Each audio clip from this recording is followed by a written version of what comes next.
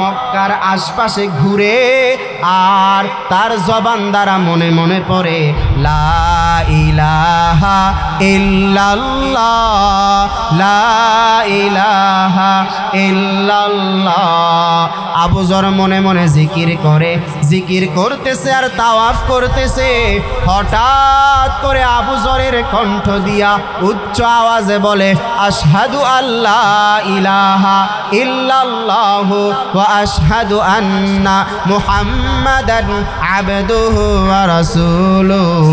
এই কথা যখন আবু যরের জবান দ্বারা বের হয়ে গেছে, আবু যর এই কথা বলার সঙ্গে সঙ্গে আরবের কাফেরেরা আবু জেহেল, উতবা, শাইবা তারা চলে আসছে। তো বলে কি তুমি মুহাম্মদের কালিমা পড়ছো, তুমি কি মুসলমান হয়ে গেছো? বলে হ্যাঁ আমি মুসলমান হয়ে গেছি।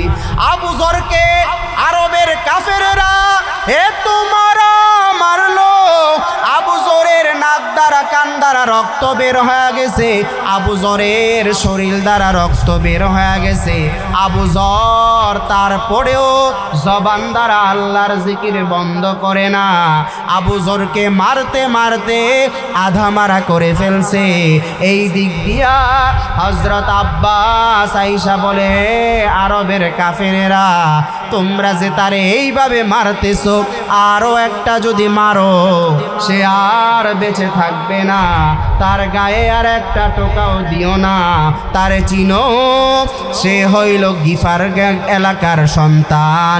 তোমরা যে সিরিয়া এবং শাম দেশে ব্যবসা করতে যাও, তার এলাকার উপর দিয়া যাইতে হয়। তার বংশের মানুষেরা কিন্তু তোমাদেরকে ছাড়বে না, তাকে আর মারবা না। এবার হযরত আবু যর এই জীর্ণ শীর্ণ শরীর নিয়া, রক্তাক্ত শরীর নিয়া নবীর দরবারে রওনা দিছেন। হাঁটতে হাঁটতে নবীর কাছে গেছেন। নবীর কাছে যাওয়ার পর এবার পয়গম্বরকে বলে ও পয়গম্বর, আপনি আমাকে কালিমা পড়ে মুসলমান বানায়া দিছেন, আমি কালিমা পড়ে মুসলমান হয়ে গেছি। আমি আমার ঈমানটারে গোপন রাখতে পারি নাই, আমি আমার ঈমানটারে প্রকাশ করে ফেলছি। নবী আমার ডাক দিয়া কয় ও আবু যর, তোমারে না আমি বলছি এখনো প্রকাশের সময় হয় নাই, তুমি কেন প্রকাশ করলা? হযরত আবু যর ডাক দিয়া কয় পয়গম্বর, আমি আস্তে আস্তে আল্লাহর নাম নেই, যদি আমি জোরে আল্লাহর নাম না নেই আমার মনে হয় আমার কলিজা ফেটে যাবে। এবার আমার পয়গম্বর ডাক দিয়া কয় দেখছো তোমার শরীর দিয়া রক্ত বের হইতেছে, তোমার নাক দ্বারা কান দ্বারা রক্ত বের হইতেছে। ও আবু যর আয় আয় আয় আমার বুকে আয়, আমি পয়গম্বর জানায়া দিলাম তুমি আবু যরকে সারা আমি পয়গম্বর জান্নাতে যাব না। বলেন আল্লাহু আকবার। दुनिया में है दुनिया का तलबगार नहीं हो, दुनिया में है दुनिया का तलबगार नहीं हो, बाजार से गुजर हो खरीदार नहीं हो, बाजार से गुजर हो खरीदार नहीं हो। मैं दूर हो मजबूर हो ऐ सैयद आलम, मैं दूर हो मजबूर हो ऐ सैयद आलम, दीदार देखा दे नहीं आवाज सुना दो, दीदार देखा दे नहीं आवाज सुना दो। मैं सूरत यूसुफ को नहीं चाहने वाला, मैं सूरत यूसुफ को नहीं चाहने वाला, मैं कैसे के मानंद नहीं आशिक लैला, मैं कैसे के मानंद नहीं आशिक लैला। मैं आशिक मौला हूँ मेरा इश्क दवाना, मैं आशिक मौला हूँ मेरा इश्क दवाना। ये जुमला जहाँ जिसकी तजल्ली से उजाला, ये जुमला जहाँ जिसकी तजल्ली से उजाला। अल्लाहर पैगम्बरेर साहाबी हजरत अबू ज़र गिफारी रादियाल्लाहु ताआला अन्हु मुहम्मद पैगम्बरेर खोजे मक्काय चले आसছেন। भाई भालो करे बुझबेन, আল্লাহর পয়গম্বরের সাহাবী মক্কায় চলে আসছেন। চতুর্দিকে তালাশ করেন, মুহাম্মদ নামের একজন ব্যক্তি আছেন। উনি কোথায় আছেন, কি করেন, দেখতে কেমন, উনি সত্যের কথা বলেন, মানবতার কথা বলেন, উনি মানুষকে ভালোর পথে ডাকেন। আল্লাহর পয়গম্বরের সাহাবী হযরত আবু যর গিফারি রাদিয়াল্লাহু তাআলা আনহু সারাদিন মক্কার অলিতে গলিতে ঘুরেন। এবার আল্লাহর নবীর সাহাবী মক্কার মধ্যে হেলান দিয়ে বসে আছেন। এবার জিজ্ঞাসা করে, হযরত আলী দেখলেন সারাদিন উনি মক্কার মধ্যে আছেন, খাবার খান নাই, দেখে ক্লান্ত মনে হয়। জিজ্ঞাসা করলেন, ভাই আপনার বাড়ি কোথায়? বলা হলো, আমার বাড়ি গিফার নামক এলাকায়, সিরিয়ার দেশে। বলে, আপনি সারাদিন কি কোনো খাবার খান নাই? বলে, না, আমি সারাদিন কোনো খাবার খাই নাই। এবার বলা হলো, আপনি কি আমার বাড়ির মেহমান হবেন? বলে, হ্যাঁ, আমি আপনার বাড়ির মেহমান হব। হযরত আলী রাদিয়াল্লাহু তাআলা আনহু ওনাকে মেহমান বানায়া বাড়িতে নিলেন। বাড়িতে নিয়ে ওনাকে খাবার খাওয়াইলেন, আবার সালাম দিয়ে বিদায় দিয়া দিলেন। এবার সারাদিন আবার চলে গেল।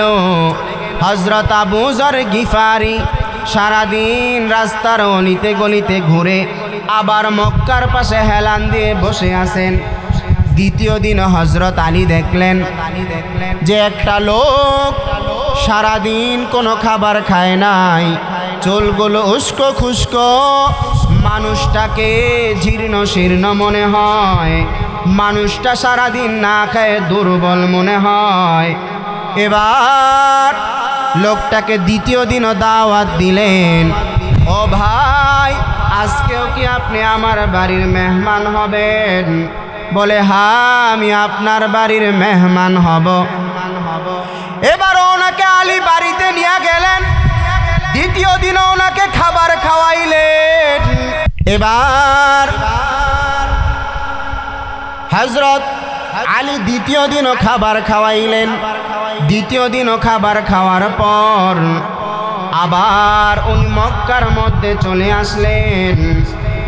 ইসলামটা এতটাই দুর্বল, উনি আলীকে এতটুকু সাহস পান না, জিজ্ঞাসা করতে পারেন না, ভাই মুহাম্মদ নামের কাউকে চিনেন? ও ভাই, আপনি কি মুহাম্মদ নামের কাউকে চিনেন?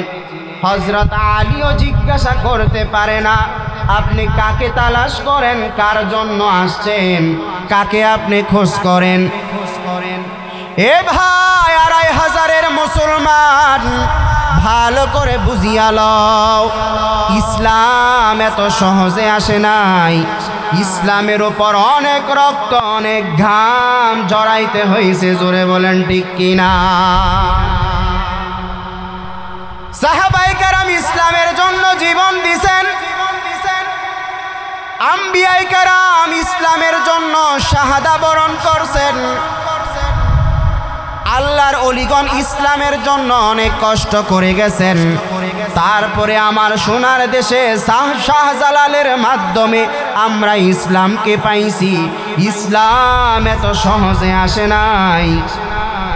এবার তৃতীয় দিন হযরত আবু যর মক্কার পাশে বসে আছেন। হযরত আলী জিজ্ঞাসা করলেন, ভাই আপনি কি আমার বাড়ির মেহমান হবেন? বলে, হ্যাঁ আমি আপনার বাড়ির মেহমান হব। তৃতীয় দিন হযরত আলীর বাড়িতে নিয়ে গেলেন। বাড়িতে নেওয়ার পর এবার হযরত আলী রাদিয়াল্লাহু তাআলা আনহু ওনাকে খাবার খাওয়াইলেন। খাবার খাওয়ার পর ওনাকে জিজ্ঞাসা করে, ভাই আপনি যে মক্কায় আসছেন, আপনি কি কাউকে তালাশ করেন? আপনি কি কাউকে খোঁজেন? উনি এবার ভয়ে ভয়ে কণ্ঠে বলে, হ্যাঁ আমি একজনকে তালাশ করি, আমি একজনের খোঁজ করি। আমি শুনেছি মক্কায় একজন মহামানবের আগমন হয়েছে, যার নাম মুহাম্মদ। আমি ওনার কাছে আসছি, ওনাকে তালাশ করি, ওনাকে খোঁজ করি। আপনি কি চিনেন? হযরত আলী বলে, ভাই আমি কি আমার নবীকে চিনব না? বলেন সুবহানাল্লাহ।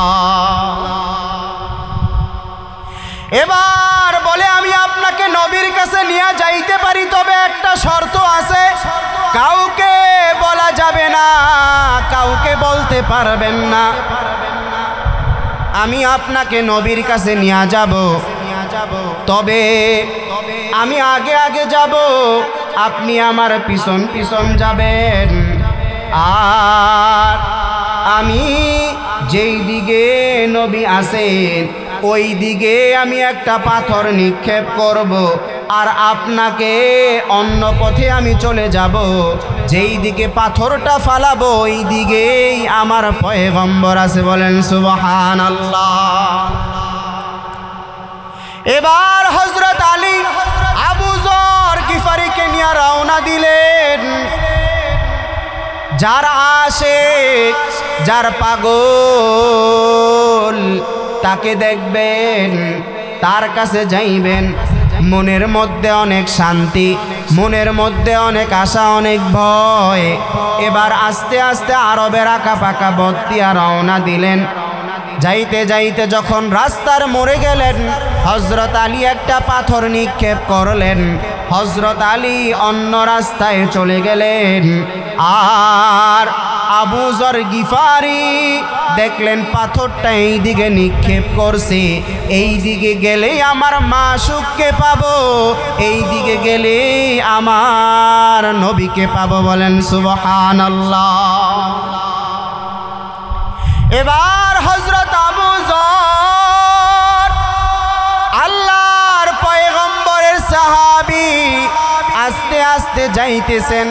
এবার যখন একটু সামনে গেলেন, সামনে যাওয়ার পরেই দেখে নবী আমার মুহাম্মদুর রাসূলুল্লাহ সাল্লাল্লাহু আলাইহি ওয়াসাল্লাম দারুল আরকামে বসে আছে।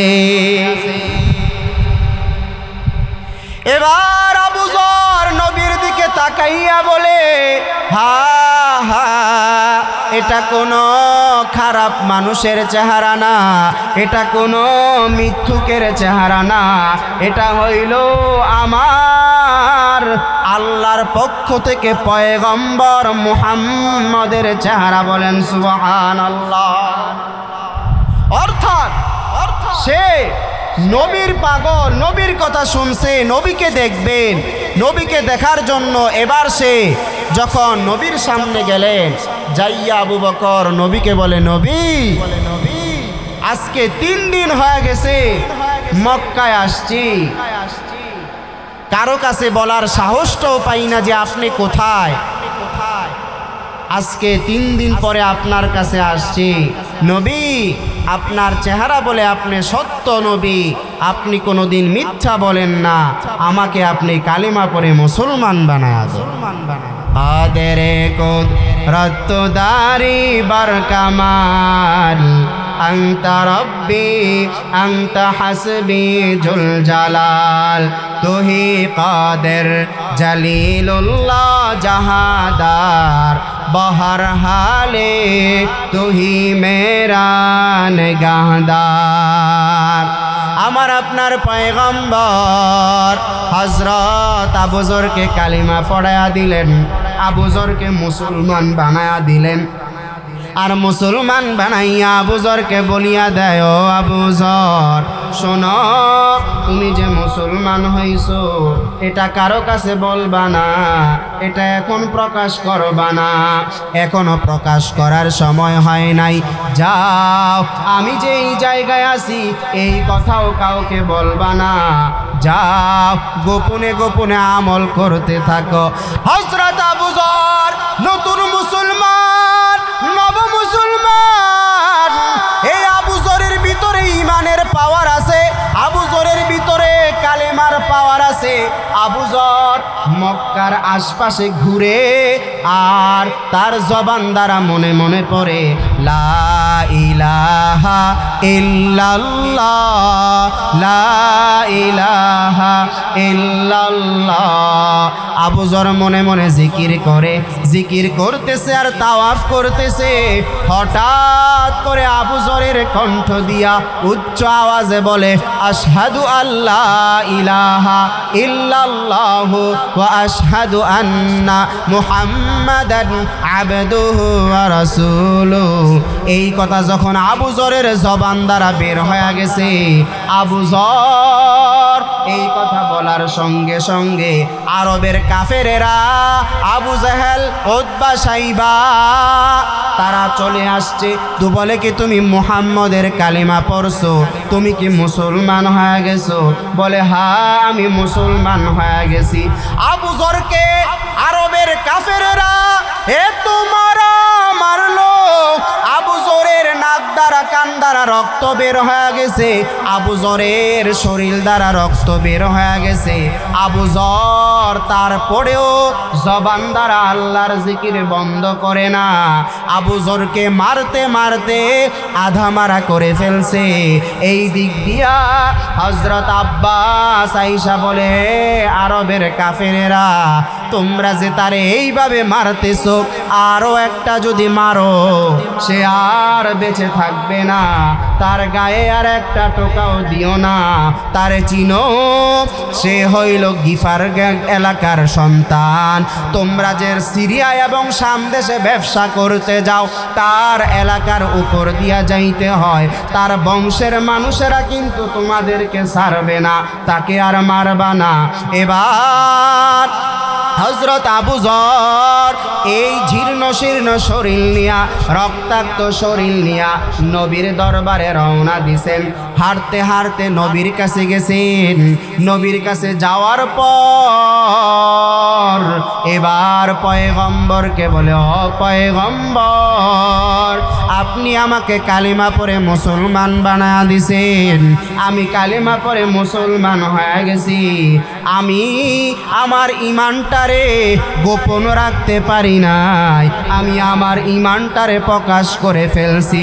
নবী আমার ডাক দিয়া কয়, ও আবু যর, তোমারে না আমি বলছি এখনো প্রকাশের সময় হয় নাই, তুমি কেন প্রকাশ করলা?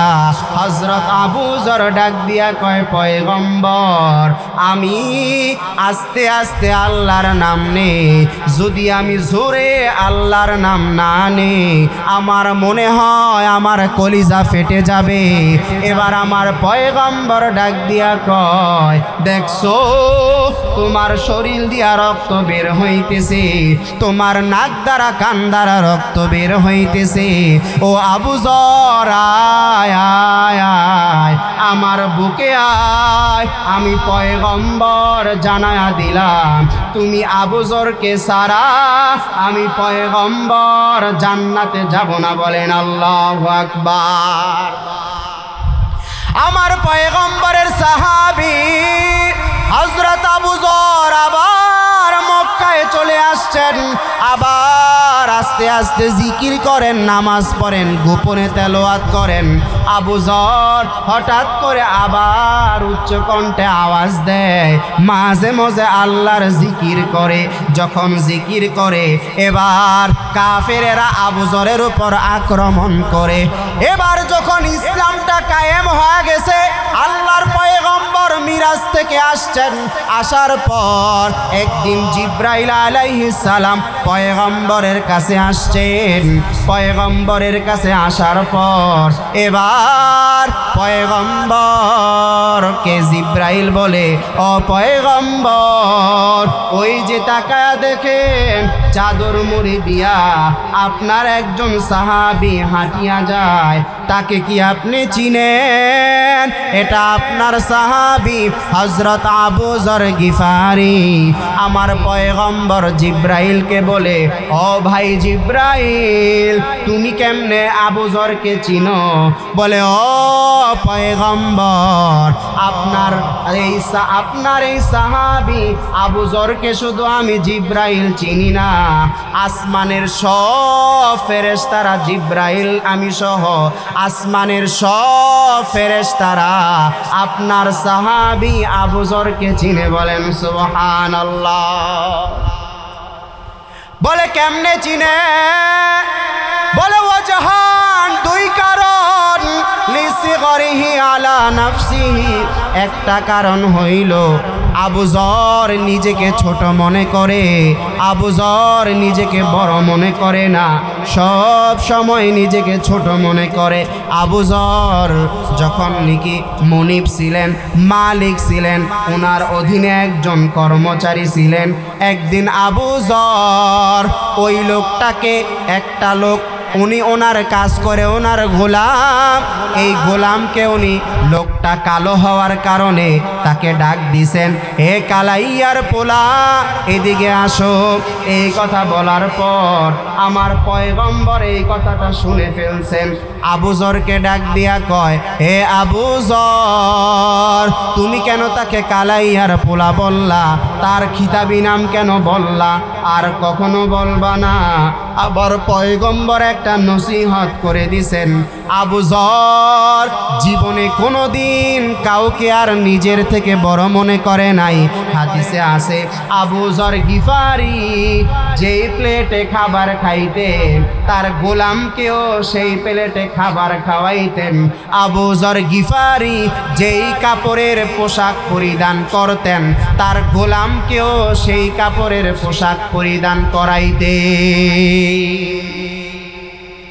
ইসলামের জন্য অনেক রক্ত দিছেন হযরত আবু বকর, যিনি প্রথম খলিফা, আল্লাহর পয়গম্বরের জলিলুল কদর সাহাবী হযরত আবু বকর কালিমা পড়ছেন, মুসলমান হইছেন, ঈমান আনছেন।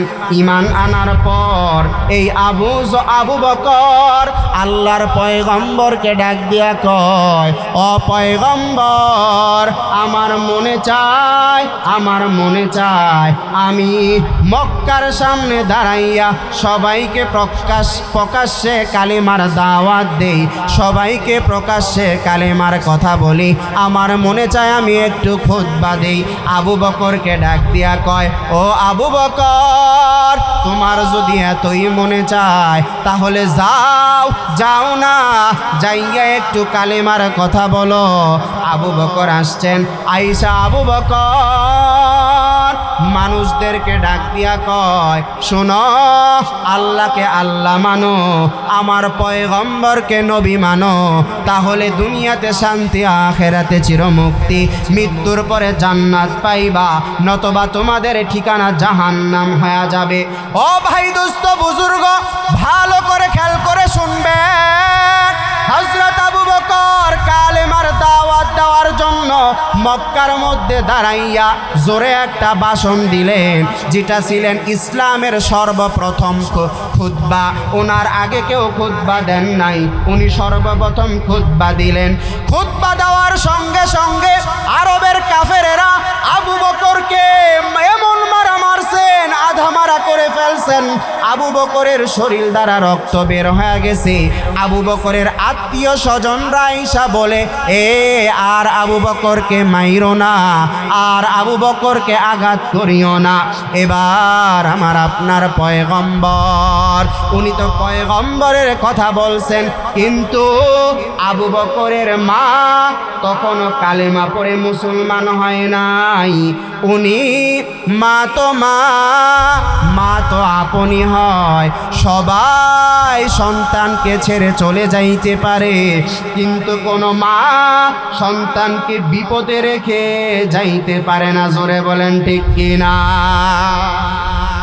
মায়ের দোয়া লও হে মুমিন, মায়ের দোয়া লও, মায়ের দোয়া লও হে মুমিন, মায়ের দোয়া লও।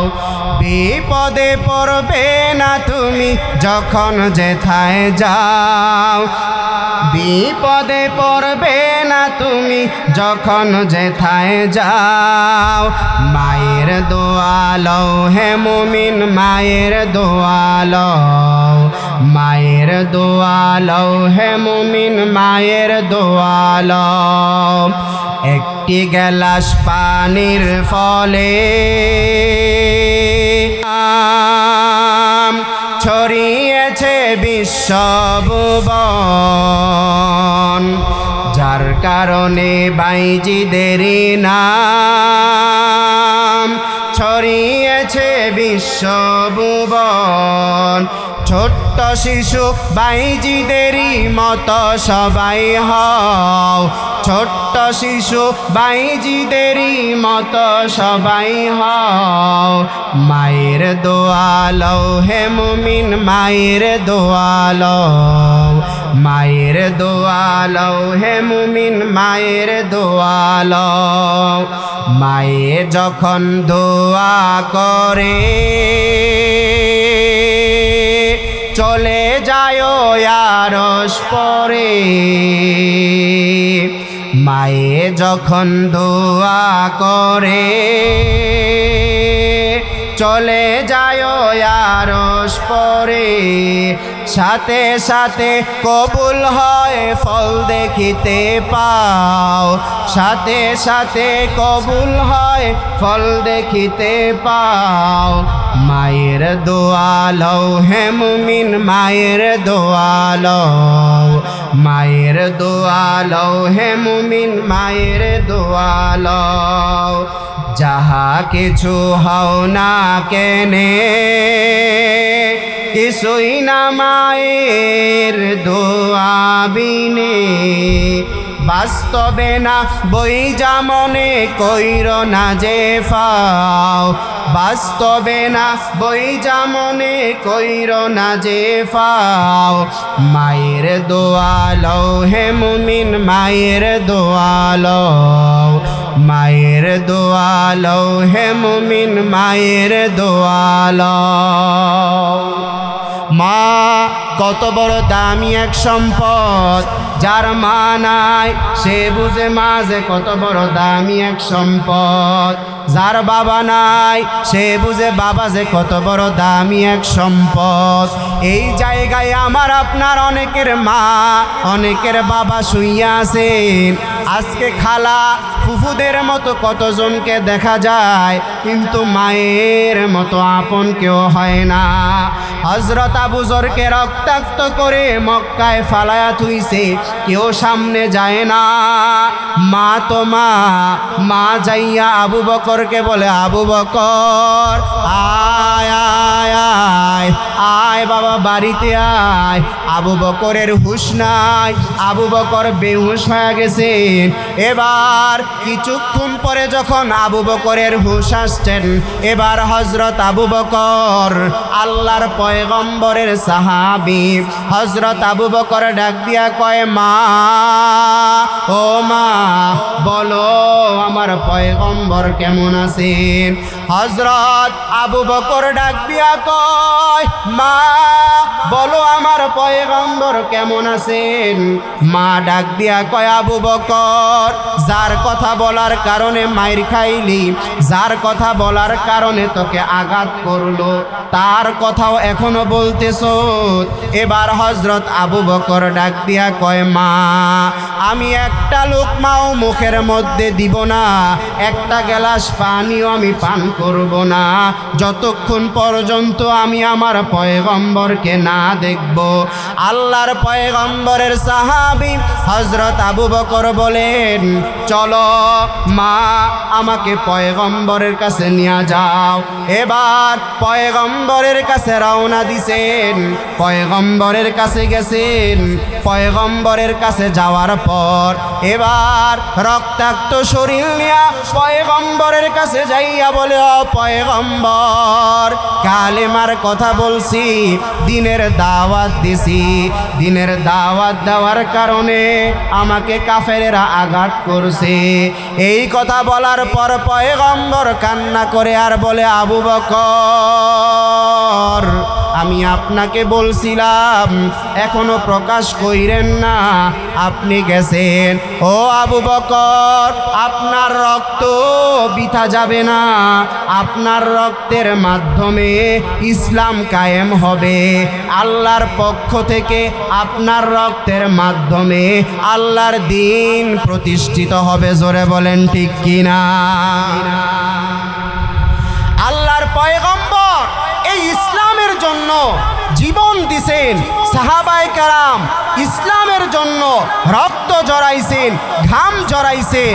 ঠিক তেমনি ভাবে এখনো পর্যন্ত আমরা ইসলামের জন্য জীবন দিতেছি, রক্ত দিতেছি। যখনই ইসলামের জন্য আমাদের মাঠে ময়দানে যাইতে হয়, আমরা সেখানে মাঠে ময়দানে যাই। আমরা যখন ইসলামের জন্য রক্ত দেওয়ার প্রয়োজন হয়, নবীর ইজ্জতের বেলায় আমরা চুল পরিমাণ ছাড় দেই না। জোরে বলেন ঠিক কিনা? এই যে একটা বাতিল গোষ্ঠী সাতপন্থী বলা হয়, এরা ইসলামের নামে মানুষদেরকে ধোঁকা দিতেছে। এরা এমন এমন অন্যায় করতেছে যেই অন্যায়গুলো কাফেররাও করে না, তারা উলামায়ে কেরামের উপর হাত তুলতেছে। জোরে বলেন ঠিক কিনা? এরা দিনের দাওয়াত দিবে এই কথা বলে তারা মনে করতেছে তারাই বুঝি ইসলামটা বুঝছে, তারাই দিনের কাজ করে। অথচ উলামায়ে কেরামের মাধ্যমে দিন পাইছে, উলামায়ে কেরামের মাধ্যমে এই কাজ শিখছে, কিন্তু তারা ইসলামটাকে ধ্বংস করার জন্য, আলেম ওলামাদের ইজ্জতকে নষ্ট করার জন্য তারা রাস্তাঘাটের মধ্যে, তারা মসজিদগুলোতে মানুষদেরকে বাধা প্রদান করতেছে উলামায়ে কেরামের কাছে যাওয়া থেকে। দেখেন তারা শুধু এতটুকু ক্ষান্ত নয়, ইজতেমার ময়দানে যেই জায়গায় আজকে 50 বছর যাবত চোখের পানি পড়তেছে, এই জায়গায় পর্যন্ত উলামায়ে কেরামের রক্ত নিছে। জোরে বলেন ঠিক কিনা? এই বাতিল গোষ্ঠীর বিরুদ্ধে সোচ্চার থাকবেন। 5 তারিখে ঢাকার মধ্যে সমাবেশের ডাক দিছে, সকলে যাওয়ার চেষ্টা করবেন, সকলেই সেখানে শরীক হবেন। কেন? কারণ এই যে ডাকটা দিছে ইজতেমা, উলামায়ে কেরামের তত্ত্বাবধানে একটাই ইজতেমা হবে, দ্বিতীয় কোনো ইজতেমা নাই। জোরে বলেন ঠিক কিনা?